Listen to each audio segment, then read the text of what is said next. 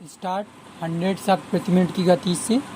उप सभापति महोदय, सबसे पहले तो मैं आपके प्रति कृतज्ञता प्रकट करता हूँ कि आपने इस विषय पर मुझे बोलने की अनुमति दी। आज इस विषय का महत्व और बढ़ गया है क्योंकि पिछले साल देश के 12 से भी अधिक राज्यों में सूखे का प्रभाव रहा और 3-4 राज्य पूरी तरह से बाढ़ से ग्रसित रहे। महोदय, उसका दुष्परिणाम न अभी देश पर से समाप्त हुआ है, न उस इलाके के किसानों पर से समाप्त हुआ है।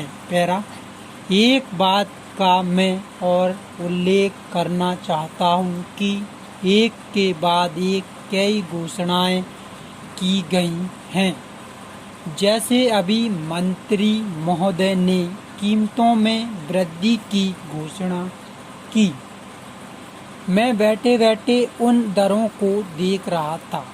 मेरी एक बात समझ में नहीं आई कि भारत की कृषि में जूट और पटसन का कोई स्थान है या नहीं है। इनमें किसी वृद्धि का उल्लेख नहीं किया गया है, लेकिन अब देश के अंदर कई बार बीमा की चर्चा हो चुकी है। मैं आपसे कहना चाहता हूँ कि जिस प्रदेश से मैं आता हूँ उसे बाढ़ ने 3-4 बार बर्बाद किया है और अभी इसी साल 5वीं बार किसानों को मार्च और अप्रैल के अंत में ओलों ने बुरी तरह से बर्बाद कर दिया है।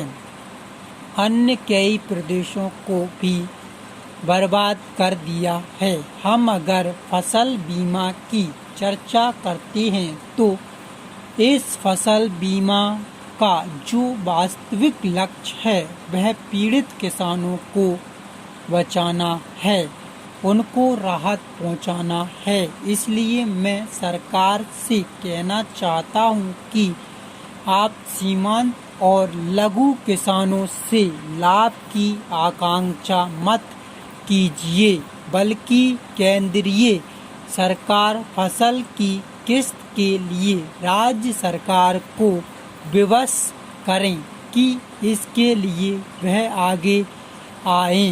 पैरा महोदय, देश का जो किसान है उसमें से लगभग 80% किसान सीमांत और लघु किसान हैं और केवल 20% किसान ऐसे हैं जो लघु और सीमांत किसानों के ऊपर हैं।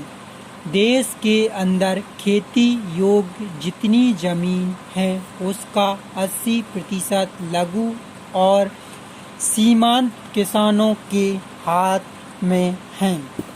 अभी हमारे मित्र ने इस देश की आबादी के बारे में चर्चा करते हुए कहा कि अभी तक हमारी आबादी का 80% गांवों में है जो खेती पर निर्भर है। उसके पास कोई दूसरा साधन नहीं है। वह या तो लघु किसान है या खेतीहर मजदूर हैं।